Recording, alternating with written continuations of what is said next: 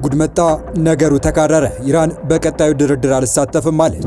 ትራምፕ ግዙፉ የጦር መርከብ ወደ ኢራን እንዲጠጋ አዘዙ። ይህ የመጨረሻ ዕድላችሁ ነው፣ ካልሆነ ግን ሀገሪቱ ትጋያለች።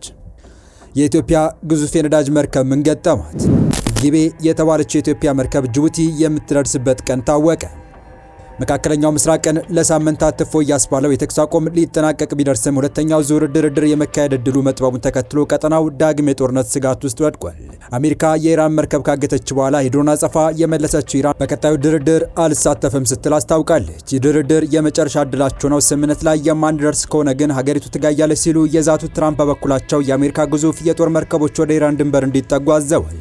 የትራምፕ ንግግር የጦር ወንጀል አዋጅ ነው እየተባለ ይገኛል። በዝርዝር የምንመለከተው ጉዳይ ይሆናል።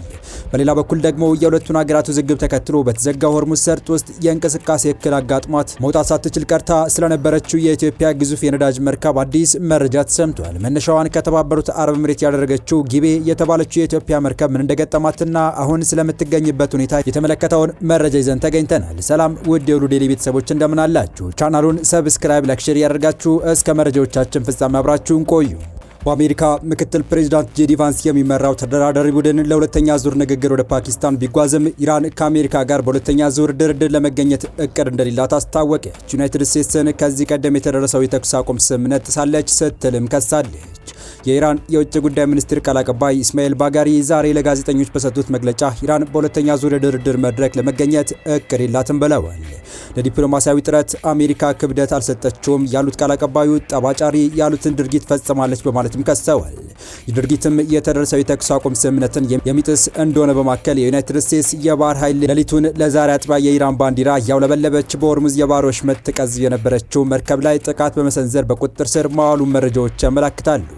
ይህ ተከትሎ ነው የኢራን የውጭ ጉዳይ ሚኒስቴር መግለጫውን ያወጣው። በአሜሪካ ምክትል ፕሬዚዳንት ጄዲ ቫንስ የሚመራው ተደራዳሪ ቡድን ለሁለተኛ ዙር ንግግር ወደ ፓኪስታን ቢጓዝም ኢራን እስካሁን ድረስ በድርድሩ ለመሳተፍ ውሳኔ እንዳላስተላለፈች የሀገሪቱ የውጭ ጉዳይ ሚኒስቴር ቃል አቀባይ ተናገሩ። ቃል አቀባዩ ኢስማኤል ባጋሪ እስካሁን ድረስ ለቀጣዩ ዙር ድርድር ምንም እቅድ የለንም፣ ይህን በተመለከተ የተላለፈ ውሳኔ የለም ማለታቸው ኤኤፍፒ የዜና ወኪል ያወጣው የንግግራቸው ትርጉም ያሳያል። ፕሬዚዳንት ዶናልድ ትራምፕ በጄዲ ቫንስ የሚመራው ተደራዳሪ ልዑክ ሰኞ ምሽት ይካሄዳል ተብሎ ለሚጠበቀው ድርድር ወደ ፓኪስታን መጓዙን አስታውቀዋል። የትራምፕ የመካከለኛው ምስራቅ መልእክተኛ ስቲቭ ዊትኮፍ እና አማቻቸው ጃሬድ ኩሽነርን በድርድሩ ይሳተፋሉ። የኢራን መንግስት መገናኛ ብዙሃን ባለስልጣናትን ጠቅሶ ትናንት ባወጣው ዘገባ በቀጠለው የአሜሪካ የባህር ጉዞ እገዳ፣ የተኩስ አቁም ጥሰትና በአሜሪካ ዛቻ የተሞላባት ትርክት ምክንያት ቴህራን በንግግር እንደማትሳተፍ ገልጾ ነበር።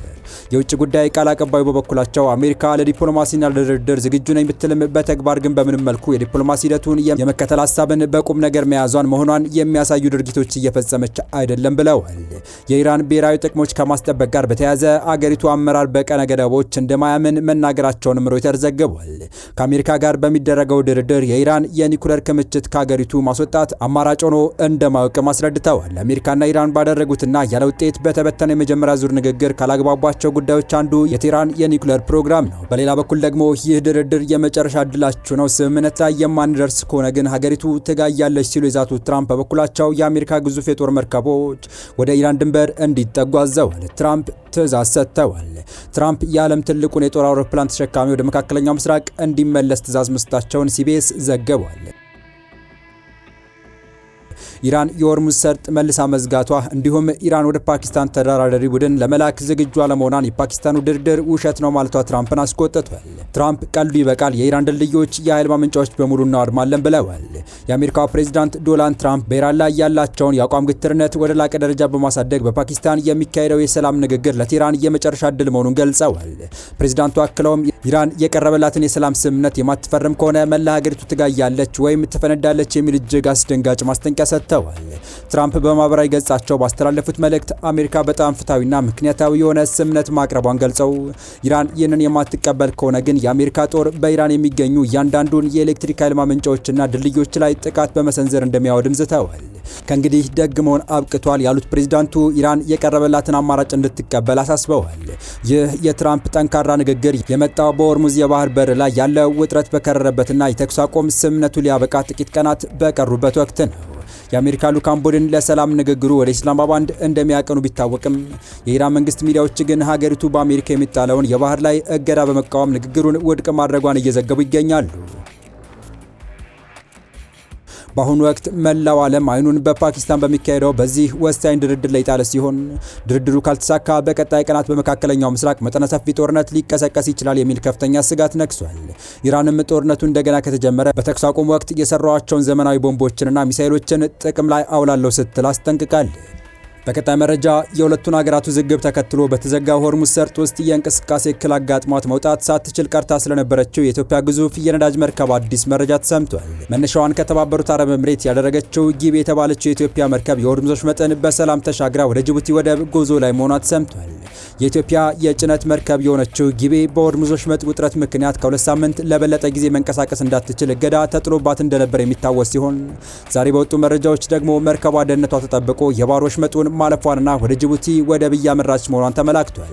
መረጃው ለኢትዮጵያ ትልቅ የምስራችም ነው ተብሏል። የኢትዮጵያን ባንዲራ የምታውለበልበውና ኢሞ 9385609 የሚል የጉዞ መስመር ኮድ ተሰጥቷት እንቅስቃሴ የጀመረችው ጊቤ የተሰኘችው መርከብ በቅርቡ ኢራንና አሜሪካ ከገቡበት ውጥረት ጋር በተያያዘ በባህር ወሽመጡ ላይ በተጣለው የጉዞ ገደቦች ምክንያት በሆርሙዝ ወሽመጥ አቅራቢያ ባለው ተለዋዋጭ ውሃ ውስጥ ለሳምንታት ታግታ ከቆየች በኋላ ነው ዛሬ ወደ ጅቡቲ የጀመረችውን ጉዞ መቀጠሏ የተነገረው። እንደ ቨስል ፋይንደር ያሉ የመርከቦችን የጉዞ መረጃ ከሳተላይት የሚሰበስቡት ተቋማትም በዚህ ጊዜ መርከቧ እንቅስቃሴዋን መቀጠሏን እያመላከቱ ናቸው። ጊቤ የተሰኘችው መርከብ በአውሮፓውያን አቆጣጠር በ2007 የተገነባች ሲሆን በኢትዮጵያ ጭነትና ሎጂስቲክስ አገልግሎት ድርጅት ስር የምትንቀሳቀስ መሆኗ ይታወቃል። ይህ የጊቤ በሰላም ጉዟን መቀጠል ዜና የተሰማው ኢራን በሆርሙዝ ሰርጥ ላይ ገደቦች በጣለችበት ለመጓጓዣዎች ልዩ ፍቃድ እንደሚያስፈልግ ባወጀችበት ጊዜና ያለ ክሊራንስ ለማለፍ በሚሞክሩ መርከቦች ላይ የኃይል እርምጃ በተጠቀመችበት ወቅት መሆኑ አነጋጋሪ ሆኗል። እንደ መረጃዎች ከሆነ ታዲያ እንደ እድል ሆኖ ኢራን የፈጸመችው ወታደራዊ ጥቃት ጋር ተያይዞ በሰራተኞች ላይ ምንም አይነት ጉዳት አልተመዘገበም። ከ2 ቀናት በፊት መነሻውን ከተባበሩት አረብ ኤምሬትስ ውስጥ ከሻርጃህ ወደብ አቅራቢያ ወጥታ መንቀሳቀስ የጀመረችው ጊቤ በአሁኑ ጊዜ በፋርስ ባህረ ሰላጤ የባህር ዳርቻዎች ላይ እንደምትገኝ የተገለጸ ሲሆን መርከቧ ከ2 ቀናት በኋላ ኤፕሪል 22 አካባቢ ጅቡቲ ወደብ ደርሳ መልቋን ትጥላለች ተብሎ ይጠበቃል። እንደ ሲሲጂኤል እና ማሪን ትራፊክ ካሉ መድረኮች የተገኙ የቀጥታ የመርከብ መከታተያ መረጃዎች መርከቧ ምንም አይነት የጭንቀት ወይም ቀጣይ ችግሮች ሳይኖርባት በመደበኝነት በኢትዮጵያ ባንዲራ ኤሲአይ 62401400 ስር እየተንቀሳቀሰች መሆኑን ያረጋግጣሉ። የተወደዳችሁ የቻናላችን ቤተሰቦች ለአሁኑ ለእናንተ ይመጥናሉ ብታደምጧቸው ታተርፉባችኋላችሁ ብለን የመረጥንላችሁ ዕለታዊ መረጃዎቻችን እስካሁን ያደመጣችኋቸው ነበሩ። በተመሳሳይ ሀገራዊና ቀጠናዊ ጉዳዮች እንዲሁም ዓለም አቀፋዊ የጂኦፖለቲካ ወታደራዊና አነጋጋሪ ክስተቶችን ለበለት ተከታትለን በትኩስ ይዘን እንደምንቀርብ እያሳወቅን የቻናሉ ቤተሰብ ካልናችሁ ሰብስክራይብ፣ ቪዲዮ ላይክ እና ሼር በማድረግ ተደራሽነታችን ታሰፉ ዘንድ አክብሮታዊ ግብዣችን ነው። አበቃን። ሰናይ ጊዜን ተመኘን።